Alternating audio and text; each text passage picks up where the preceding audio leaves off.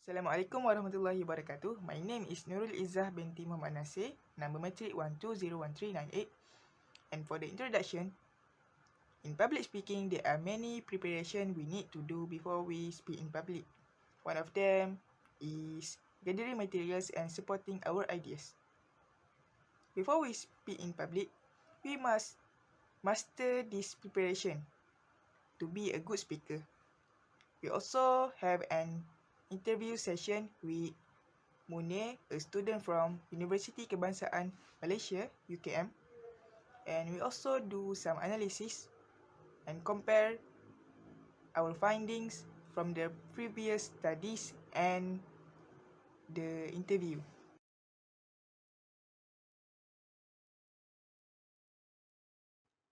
The interviewee said that although the speech will be more interesting when we speak based on facts from the library, but more interesting when we speak using a style of language that interests the audience and makes eye contact with them.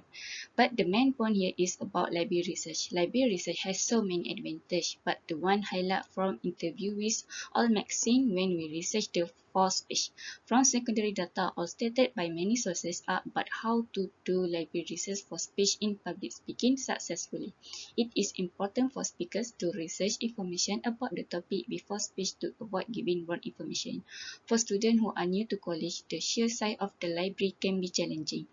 In one study, college freshmen encountered libraries with collection arranging 9 times the size of their high school library. There were differences in the arrangement of materials and the resources for finding articles, but as you can experience and take advantage of the skills of the library staff, you can become a skilled library researcher. For searching the internet, as we know, internet is the most used tool by people around the world like we all do.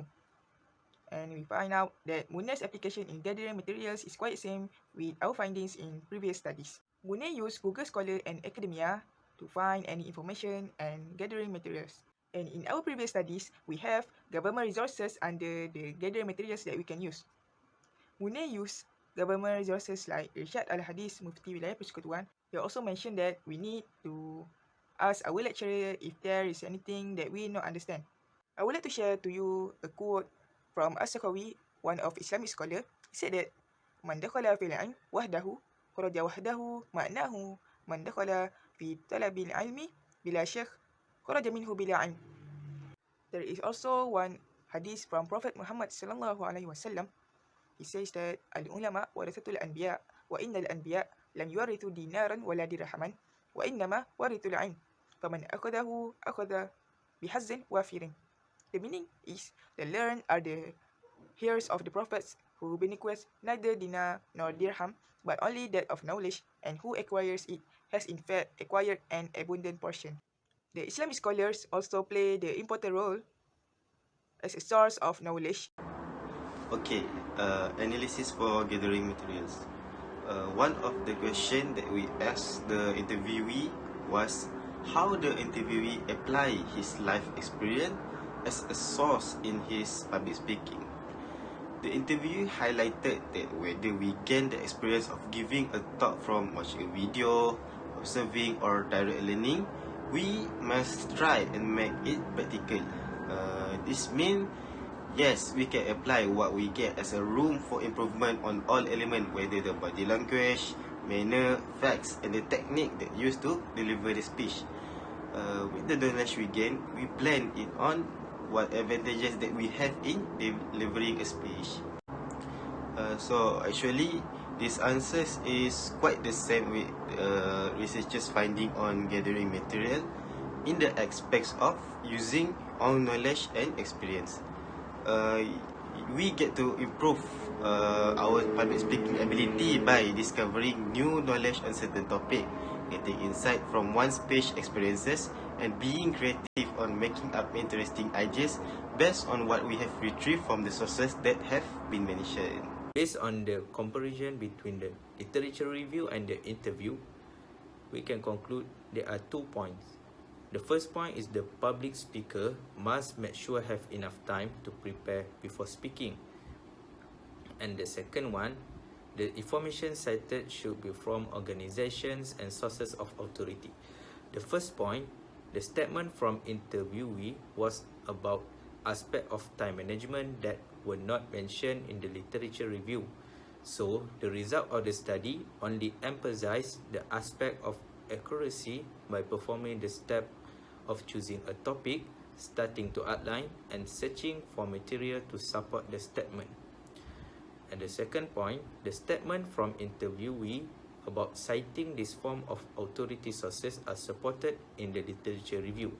However, the previous study explained that the aspect that needs to be emphasized when gathering information is not necessarily only focused on one topic.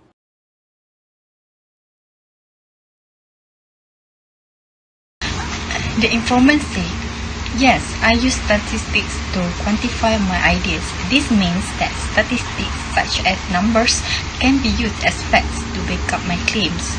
Some people are very interested in seeing the actual number behind a topic. This is the same tip discovered by the researcher in searching about tips in using statistical methods to support the ideas. This demonstrates that informants use the same strategies to support ideas prior to giving a public speech. By using these tips, we can improve the quality of public speaking." The interviewee also stated that he uses statistics sparingly, which corresponds to the first tip, but statistics cannot be used in excess. We don't want our audience to fall asleep when we give too many numbers at once, so space them throughout the speech, but not too much. The answer is the same as the research made by the researchers. This is because use statistics sparingly is common tip in using statistics methods. Next, the interviewee also shared that we have to explain our statistics, which means that when we state a statistic, we should make sure to explain why it is that way. This is to make sure that the audience understands the content that we want to deliver. This is the same tip as the information provided by the researcher in doing some findings about this topic. That's all from me. Thank you. Assalamualaikum warahmatullahi wabarakatuh. My name is Muhammad Nazmin bin NAZAM. My metric number is 1201402. Today I will present about analysis of the topic supporting idea, which is example. According to the sources available on the internet, examples in public speaking are divided into three types. The first type is a brief example. The brief example is an example that briefly explains what you are doing. A brief example contains no more than 2 or 3 sentences in your speech. This simple example is always used by the interviewee to add the understanding to the listener of his speech. Usually, this simple example lacks understanding of a speech because it needs addition to further improve the quality of public speaking. Second, a standard example. A standard example might be a narrative or anecdote in your speech. This is when you might tell a story in your speech to reinforce or simplify a certain concept. According to the interviewee, he said, this extended example is needed when our audience cannot understand our simple example. Therefore, further examples are necessary to further explain the speech. Finally is a hypothetical example. Hypothetical example is a fictional example that you or someone else has created to illustrate your point. In fact, the entire beginning of this lesson is a hypothetical example. Examples are also a great way to relate to your audience.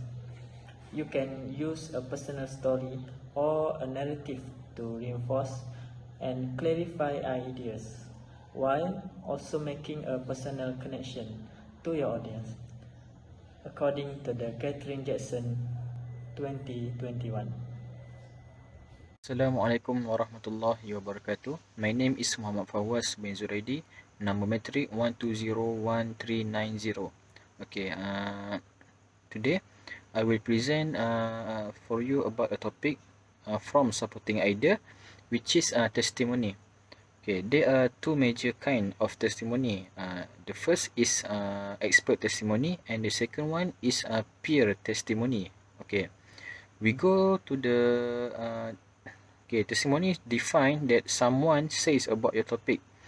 This is not quoting a textbook or article, but the word spoken by another person. You can quote or paraphrase those words, but make clear listener when you are quoting or not. Okay. The first one is expert testimony. Expert testimony is people who are recognized expert in their field. Okay. Furthermore, even more important, when a topic or controversial, or when an audience is skeptical about a speaker's point of view. Okay, we go to the peer testimony. Peer testimony is what given by a person who does not have expertise in the subject questions. Okay, in addition, testimony from ordinary people which first-hand experience or insight on a topic. For example, if you were speaking about the barriers faced by people with physical disabilities, you would surely include testimony from doctors and other medical authorities, but in this case, the expert testimony would be limited because it cannot communicate what it really means to have physical disability. Okay, that's the point of view of testimony from the supporting idea. That's all from me. Thank you.